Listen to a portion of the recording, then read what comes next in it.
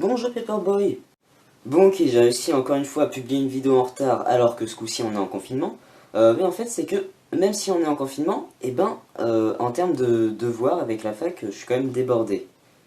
Du coup je vais d'abord vous parler en gros de mes études, en faisant ça un petit peu dans un ordre chronologique. Et puis je vais pouvoir vous parler de l'effet du coup des mesures de confinement et de fermeture des facs et tout. Donc moi j'ai fait un bac S général, j'avais l'option physique-chimie, et en fait du coup ça me rajoutait 2 à 3 heures de physique-chimie par semaine en plus de ce que j'avais déjà. Du coup la physique-chimie ça a fini par vraiment me saouler, ce qui fait que après dans les licences c'est pas du tout ce que j'aurais choisi quoi.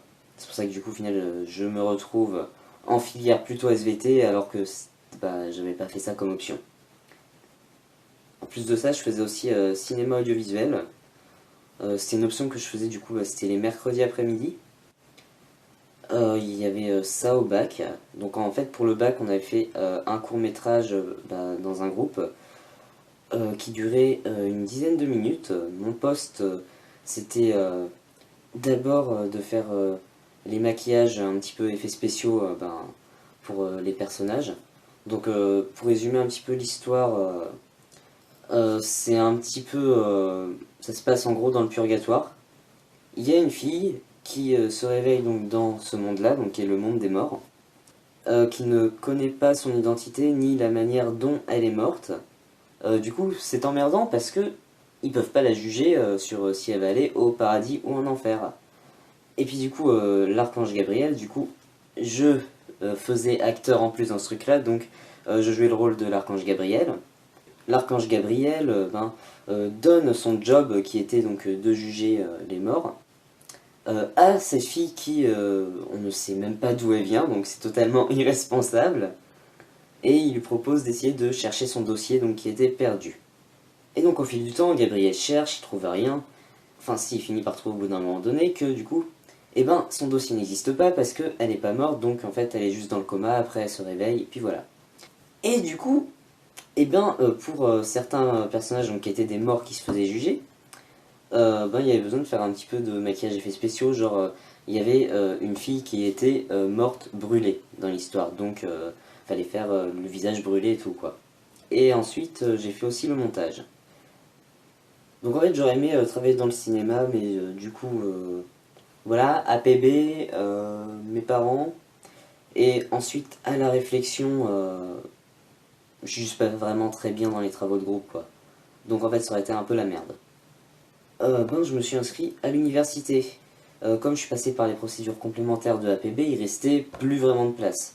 La seule université disponible encore, donc c'était Angers.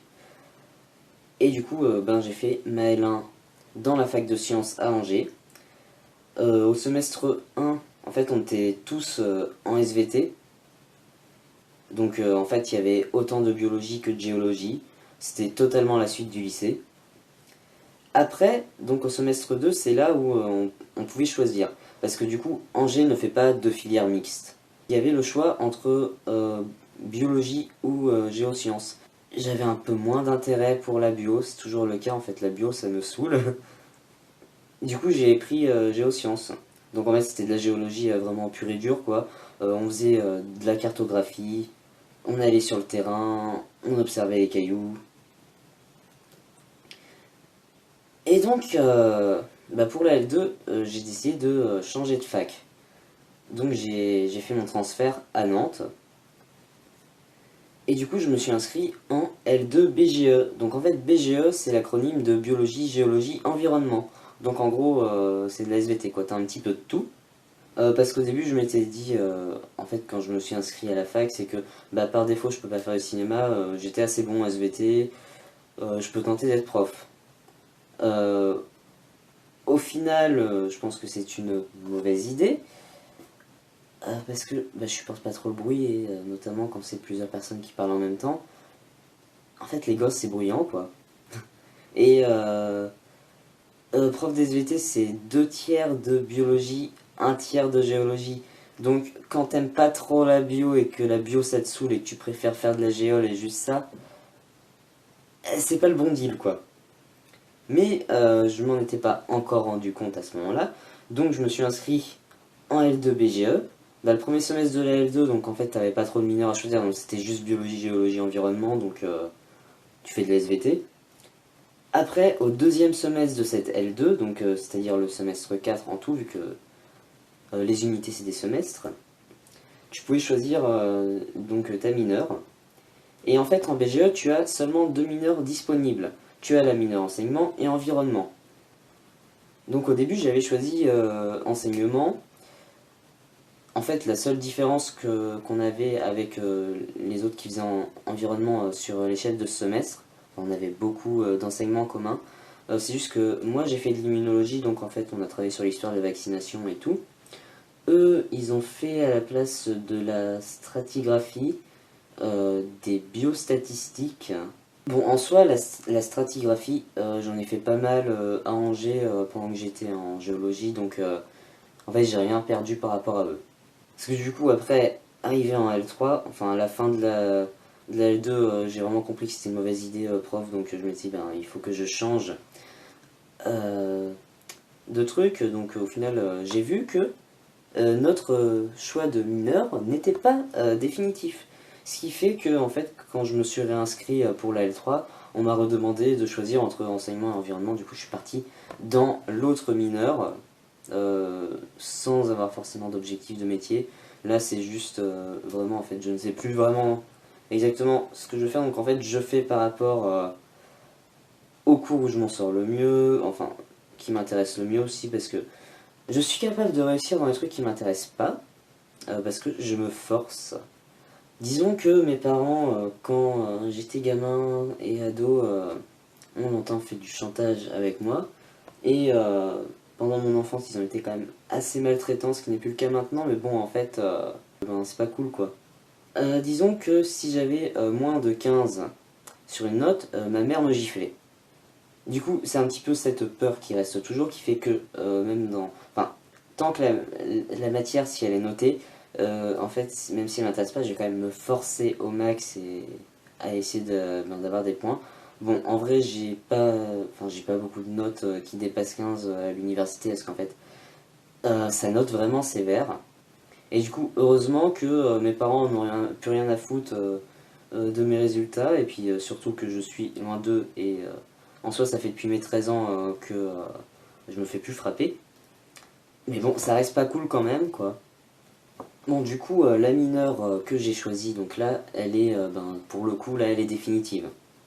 Et à ce que j'ai vu, c'est que on peut aller donc vers le master cartographie à partir de ça.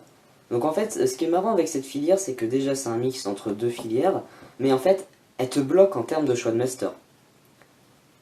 C'est-à-dire qu'en fait, les autres filières peuvent toutes aller vers notre master qui s'appelle du coup le master CGE. Donc CGE, c'est pour, j'ai noté ça là, cartographie et gestion de l'environnement. En fait, les filières ceux qui sont en géol pur, ils peuvent aller sur ce master. Ceux qui sont en biologie pure, ils peuvent aussi. Nous, on peut pas aller dans un master de biologie à partir d'un filière ou un master de géologie pure, mais on peut aller que vers celui-là. Bon, faire de la géologie pure, ça m'intéresse pas forcément parce que ben, j'ai pas trop envie d'aller sur le terrain, ou en tout cas le moins possible.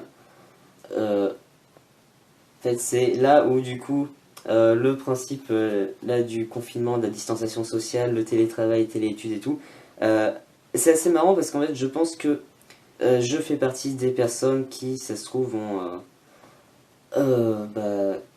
pour qui ça va moins les perturber. Enfin, à peu près, il y a quand même des trucs chiants quoi. Je suis quand même dans un 9 mètres carrés. Alors voilà, donc ça, il y a mon bureau. Bon, en soi, la BU elle est fermée parce que confinement. Mais je crois que du coup, pour réviser mes cours en complément, en fait, ça devrait aller quoi. J'ai quand même pas mal de bouquins. Hop, donc là, il y a mes placards, ma porte. Hop, mon sol. Et puis en fait, ça s'arrête là. C'est un 9 mètres carrés. Hop, il y a mon lit. Du coup, bon, ce lit n'a pas de pied. Hein, et c'est assez chiant à faire parce que du coup, bah tu te butes dedans, enfin t'arrives jamais à vraiment mettre les draps dessous le truc là. Ah lui c'est Brucey, l'écureuil là. Hop, et puis du coup, alors la salle de bain, elle est assez drôle quand même, enfin. T'as l'impression d'être, je sais pas, dans un vaisseau spatial où, je dirais qu'en termes de taille, ça fait la taille bah, des WC de la gare, mais auquel t'aurais rajouté, si le lavabo est déjà présent dans les WC de la gare, auquel t'aurais rajouté les WC à l'intérieur du coup de la douche. Voilà, voilà. Parce que du coup, en fait, moi, c'est ce qui m'arrangerait le plus.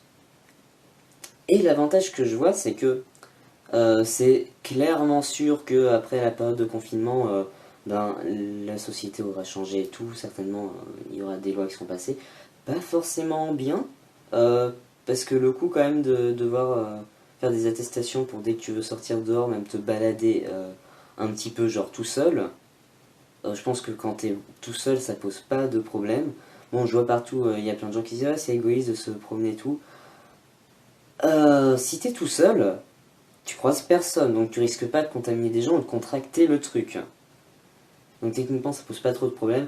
Bon, après, c'est limité à 20 minutes, donc au début, j'étais en mode what, la limite de temps. Mais en fait, il y a une sorte de logique au fait que ce soit limité parce que ça fait que si toi tu décides de faire une balade de 2 heures, bah en fait, euh, je pense que du coup, le dehors est limité à un certain nombre de promeneurs en même temps. Et du coup, si tu fais une promenade trop longue, et ben, du coup, il y a des gens, ils aimeraient sortir, et du coup, ben, ils peuvent pas parce que s'ils se rajoutent, ça fait trop de monde. Voilà, donc c'est peut-être pour éviter ça. On n'a pas, de toute façon, on n'a pas le droit d'aller à moins de 20 mètres de chez nous, c'est ce que j'ai appris hier, donc c'est un petit peu chiant parce que, ben, en fait, j'allais quand même faire un peu de sport sur. Il y a des machines en extérieur qui sont en bas de de la résidence d'une amie. Du coup, c'est à 500 mètres d'ici. Donc là, on dépasse les 20 mètres. Mais voilà, quoi, c'est rapide à faire. Et puis en général, il n'y a personne. Du coup, pendant la première semaine de confinement, donc en fait, je sortais juste tous les 2 jours pour aller faire du sport dessus. Parce que, bien sûr, les salles de muscu ont été fermées. Bon, dans un sens, les salles de muscu, euh, en fait, des fois, j'y vais en me forçant à ce que ouais, j'aime bien les faire, mes exercices sur les machines et tout. Sauf que le problème, c'est que il y a des gens, et des fois, les gens, ça fait du bruit. Bon, et puis en fait, en général, je choisissais aussi les heures où il y avait le moins d'influence à la salle de muscu, c'est-à-dire sur le temps du midi. Et au final, je mangeais mon repas du midi sur l'heure du goûter. Parce que les gens, ils préfèrent manger le midi, donc en fait, ils vont moins à la salle, ce qui faisait qu'il y avait moins de bruit. Donc du coup, les salles sont fermées, ce qui est totalement logique, parce que pour le coup, c'est un endroit fermé et tout, donc il suffit qu'il y ait quelqu'un qui a de choum, il contamine tout le monde. C'est logique. Mais du coup, là, en bas de cette résidence, donc en fait, il y a des sortes de machines en plein air. Bon, c'est des machines pour s'entraîner au poids du corps, genre barre parallèle, échelle de crossfit, barre de traction, et les sortes de chaises où tu peux te tracter au poids du corps, donc ce qui fait que tu peux muscler le dos et les pecs. Du coup, c'était plutôt pas mal en guise de substitut. Et il y avait personne qui y allait. Enfin, du coup, je dis ça au passé parce que, en fait, pendant toute la semaine, j'ai pu y aller tous les 2 jours sans qu'il y ait personne du tout. Et là, hier, et au final, en revenant de ça, on m'a appris que j'avais pas le droit de sortir à moins de 20 mètres de la résidence. Pour le coup, quoi, je le savais pas parce que, pour moi, en fait, 500 mètres, ça paraissait raisonnable. Mais en soi, en fait, au début, donc quand j'ai fait ma séance dehors sur les machines en extérieur, j'étais tout seul.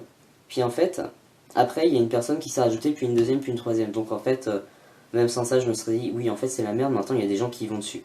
Et en soi, je me dis que si ça se trouve, je suis peut-être un petit peu fautif du fait qu'il y ait des gens qui commencent à s'accumuler dessus. Bon, après, je suis pas non plus totalement fautif, c'est juste que les gens ils savent pas lire, hein. C'est écrit dans l'attestation sport individuel. Le mot individuel, il est quand même clair que ça veut dire tout seul. Mais du coup, en gros, ce que je me suis dit, c'est qu'en fait, à cet endroit-là, il y a les fenêtres des gens de la résidence, donc qui donnent pile sur le coin où tu peux faire du sport. Donc je pense que si ça se trouve, les gens qui sont enfermés chez eux et qui ont vu toutes les semaines un glandu en train d'aller tous les 2 jours sur ces trucs-là, ils ont dû penser, Eh, mais en fait, c'est autorisé. En soi, je pense que oui, c'était quand même autorisé, parce que ben, j'étais seul, quoi. Et puis du coup, ben là, s'il commence à s'accumuler, c'est un petit peu con. Donc même sans qu'on... Enfin, même si on m'aurait pas dit, genre, t'as pas à sortir à moins de 20 mètres, je pense que j'aurais arrêté d'y aller, tout simplement parce qu'il commence à y avoir un peu trop de monde. Je suis en 9 mètres carrés et tout, mais en fait, je suis en résidence, donc en fait, on peut se déplacer dans la résidence, et en fait, c'est même obligatoire parce que, du coup, on a les laveries et les cuisines communes. C'est les seuls trucs communs qui n'ont pas fermé, c'est-à-dire que la salle info a fermé, la salle de jeu aussi, parce que c'est pas des trucs essentiels à la vie du coup. Mais en fait, on n'a pas le choix si on veut laver notre linge ou cuisiner, donc voilà. Et le petit point quand même qui est plutôt sympa, c'est que mon copain vit aussi dans cette résidence, donc non même pas deux, trois étages en dessous de moi. Et donc on peut quand même se voir, donc en fait on est confinés ensemble. Et puis en soi, ben en fait il y avait aussi donc chez mes parents. Et j'ai préféré au final rester ici parce que déjà le moment où on a appris le confinement, c'était juste avant le week-end, donc les gens qui avaient envie de rentrer dans leur famille, eh ben, ils avaient que le week-end plus jusqu'à mardi matin pour le faire. Donc c'est-à-dire que grosse concentration de personnes au même endroit. Et là pour le coup en fait c'est même pas pour une raison du virus que ça me fait peur, c'est juste que en général je supporte pas trop les transports en commun parce que ça fait du bruit et qu'il y a beaucoup de personnes au même endroit, donc beaucoup de bruit parce que le bruit se réverbe sur les surfaces et tout. Donc en fait, je prends le train le moins possible et du coup, c'est pour ça que je rentre chez mes parents uniquement quand c'est les vacances. Voilà, donc ça c'est ma première raison. Ma deuxième raison, c'est que en fait, eh bien, on avait déjà pas mal de devoirs à rendre sur la plateforme en ligne de la fac qui s'appelle Madoc. Et puis en fait, ils en rajoutent aussi les profs, plus les cours donc qu'ils mettent à distance. Heureusement qu'ils les font pas en vidéoconférence, hein, parce que bon, déjà ce serait pas trop possible parce que quand même l'internet d'une CTU c'est l'internet d'une CTU quoi. Et ensuite, même sans ça, si tu te connectes sur Discord à plusieurs personnes pour faire un vocal, bah ça marche très mal et c'est logique. Donc en fait, ils nous mettent les diapos des cours avec leur texte, donc encore heureux. Bon, du coup, en fait, avec la charge de travail qu'il y a, plus aussi, je suis le seul à avoir conservé mon stage. En fait, les autres ne peuvent pas faire leur stage pour la plupart, et moi, en fait, il était censé être au laboratoire de la fac, parce que c'était un stage en cartographie, mais du coup, euh, vu que ben, je suis neuroatypique, je suis compté comme personne handicapée, quoi. La fac avait fait en sorte d'aménager mon stage pour qu'il puisse se faire le maximum possible à distance. Le seul truc, ça aurait été de faire une réunion avec ma maître de stage une fois par semaine. Du coup, cette réunion ne se tiendra juste pas physiquement. Mais en fait, ce stage, il était vraiment clairement fait pour être en télétravail. Donc en fait, il est maintenu pour moi. Sauf qu'il va pas me rapporter de points parce que vu que je suis le seul, enfin un des seuls, je pense que ça se trouve, il y a d'autres gens qui ont pu maintenir leur stage. Je suis un des seuls qui a maintenu son stage, donc en fait, ce serait pas trop juste pour les autres, du coup, qu'ils aient pas cette note. Donc en fait, la note est neutralisée. Je sais pas si. Je pense que quand même, ça se trouve, je peux le marquer sur mon CV. Enfin, j'ai quand même un stage qui commence à partir de lundi. Enfin bref, donc avec la charge de travail qu'il y a, donc plus les trucs à rendre. Et oui, et la deadline qui était censée être jusqu'à dimanche pour ces travaux-là a été redécalée à vendredi, donc c'est-à-dire hier 18 h, parce que soi-disant, donc enfin par un des profs en tout cas, soi-disant on a plus le temps vu que maintenant on est confiné chez nous. Voilà, donc en fait j'étais débordé toute la semaine, donc ben, c'est aussi pour ça que j'ai peut-être pris quand même le temps d'aller un peu dehors faire du sport, parce que sinon en fait si tu restes enfermé dans le même endroit à juste faire tes devoirs, tu pètes un câble, littéralement. Mais bon bref, en fait avec cette charge de travail plus le stage, j'avais de toute manière de quoi faire pour un bon mois quoi. Donc en fait je ne risque juste pas de m'ennuyer. Puis même sans ça, si je commençais à avoir moins de travail, j'ai plusieurs intérêts spécifiques et l'un de mes intérêts spécifiques c'est Minecraft. En fait je me mettrais juste à geeker sur Minecraft, voilà. Donc ça change pas grand chose de mon point de vue.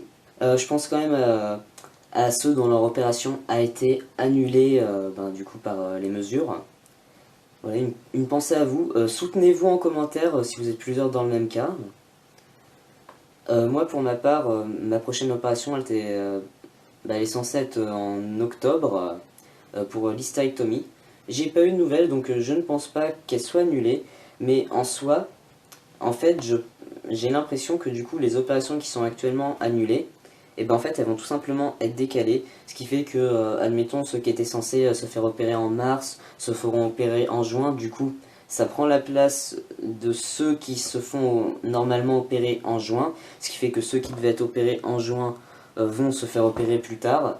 Enfin, ça se trouve c'est pas le cas du tout, hein, mais c'est ce que je pense et ça me paraît le plus logique et le plus juste.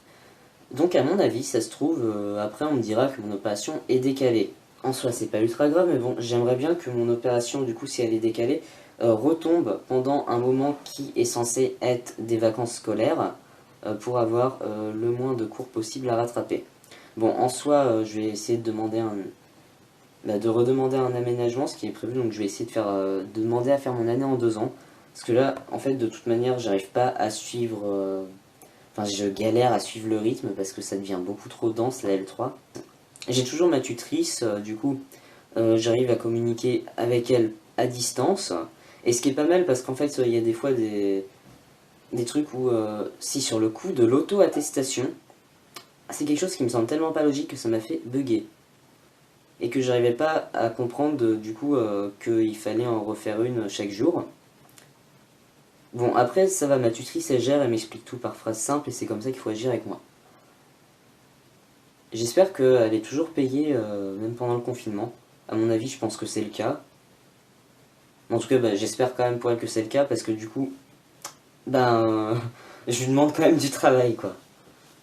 Même à distance. Et je pense qu'à distance, je dois certainement être aussi chiant à gérer qu'en temps réel.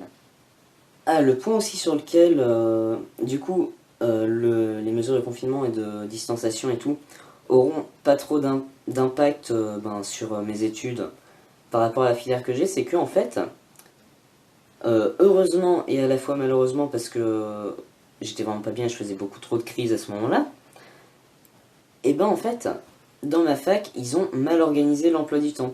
Ce qui fait qu'en fait, on a fait 70% des cours de l'année au premier semestre, et le reste c'est le deuxième semestre. En fait, le premier semestre était vraiment beaucoup trop chargé, je faisais beaucoup de crises parce que du coup c'était beaucoup trop pour moi. Mais au final, ça porte ses avantages maintenant, parce que vu qu'on est confiné, ça nous choque, ça nous impacte pas beaucoup. Enfin, je vais vous faire une petite liste des unités, des modules, je vais faire une petite liste des modules que j'avais. Donc pour le semestre 5, ressources en eau, hydrogéologie, hydrobiologie, écologie des communautés, physiologie végétale, pollution des sols, climatologie, ouverture professionnelle. C'est un truc où on a appris à faire des CV, des lettres de motivation et des entretiens d'embauche. Sauf que en fait le problème c'est que les ateliers ils étaient faits un peu en... Enfin c'était des groupes de parole et tout, mais genre plusieurs petites tables de groupes de parole, et plein en même temps. Pas comme un groupe de parole, genre quand tu vas dans une asso trans, c'est que chacun prend la parole, mais pas tous en même temps, quoi. Donc, au niveau sensoriel, c'était très dur à gérer et j'ai quand même fait des crises. Donc c'est un petit peu dommage. Il y avait aussi de l'anglais, ça, l'anglais, en fait, on en a toute l'année. Et le problème de l'anglais, c'est que c'est organisé de la même manière, seulement en blabla. Et je fais beaucoup de crises, en fait, j'arrive pas du tout à suivre et j'arrive pas du tout à progresser en anglais. Et là, pour le coup, le fait que la suite du module d'anglais doive se faire à distance, c'est un avantage pour moi. En fait, j'ai juste l'impression que c'est comme si, d'un seul coup, tous les étudiants avaient les aménagements réservés aux personnes neuroatypiques. Oui, la liste des modules que j'ai au semestre 6, énergie et ressources, écologie quantitative. Pour le coup, donc là en fait sur ça, on fait nos TP à distance, donc il y avait des TP un peu de cartographie, mais cartographie mélangée à de la biostatistique, et c'est là où et ben j'en ai pas fait l'an dernier. Donc en fait j'ai des grosses lacunes là-dessus. Là par contre c'est vraiment la merde pour moi. Ma tutrice elle m'a donné du coup les cours de l'an dernier, donc je vais essayer de faire avec, mais c'est un peu dur à comprendre. Du coup, les TP on les fait à distance, donc techniquement il y en avait 2, et je suis bloqué à la 4e question du premier. Et normalement il y avait un stage de terrain prévu, du coup qui n'aura pas lieu avec le confinement. Ben pour le coup, moi-même je le faisais pas et j'étais censé avoir un travail à faire en plus. Du coup, si le stage de terrain n'a pas lieu pour les autres, je pense que mon travail en plus n'aura pas lieu non plus. Ensuite, taxonomie. Donc en fait, il y avait une partie courte épée, donc on a déjà fait plus du terrain, qui est annulé aussi, donc c'est les mêmes modalités que l'autre. Géodynamique et pétrologie. Donc techniquement, on avait 2 sorties terrain. On a pu en faire une le jeudi, du coup le jour là où la fermeture des facs a été annoncée. Enfin du coup ça a été annoncé le soir. Ce qui fait qu'en fait le travail à faire dessus a pu être donné et du coup on nous a demandé de le faire. Et c'est surtout ce travail là qui m'a pris toute ma semaine et qui a fait que du coup je suis en retard sur cette vidéo. Je vais vous montrer ce qu'on m'a demandé de faire. Donc en fait ce qu'on nous a demandé de faire c'était par groupe de 2. Donc en fait il y avait une question en rédaction et une BD à faire. Du coup, en fait, vu que pour me forcer à essayer d'apprendre à travailler en groupe, parce que en fait, c'est quand même assez important de devoir être en groupe. Donc en fait, ma tutrice me sert aussi pour les travaux de groupe. C'est-à-dire qu'au lieu d'être par 3 ou 4, je suis juste avec ma tutrice, mais 2 c'est déjà un groupe. L'unité d'enseignement que j'ai pas encore présentée, c'était stratégie adaptative des organismes. Et du coup, en fait, il y avait du terrain aussi là-dessus qui n'aura pas lieu. Voilà, donc j'ai changé de point de vue de caméra pour pouvoir vous montrer le travail que j'ai fait pendant toute la semaine, donc qui m'a pris une grosse partie de la semaine. Enfin, il y avait d'autres travaux à faire, mais c'est ça qui m'a pris le plus de temps. Et j'ai demandé à ce que ce soit moi qui fasse la BD, à ce que je me débrouille quand même en dessin, mais bon, en fait, c'est quand même un gros travail. Du coup, voilà, donc en fait, la contrainte, c'était de ne pas mettre de date ni de texte et de réussir à rendre ça à peu près compréhensible. Donc je vais vous passer mes BD vite fait, hein. Comme ça, vous pourrez vous amuser à me dire dans les commentaires comment vous interprétez ça. La contrainte, c'est quand même que ça soit compréhensible même pour quelqu'un qui fait pas de géologie. Enfin, il nous a pas tellement dit ça, mais il nous a dit compréhensible même pour un collégien. Après, les collégiens, ils font quand même de la SVT, donc ils ont légèrement de la géologie.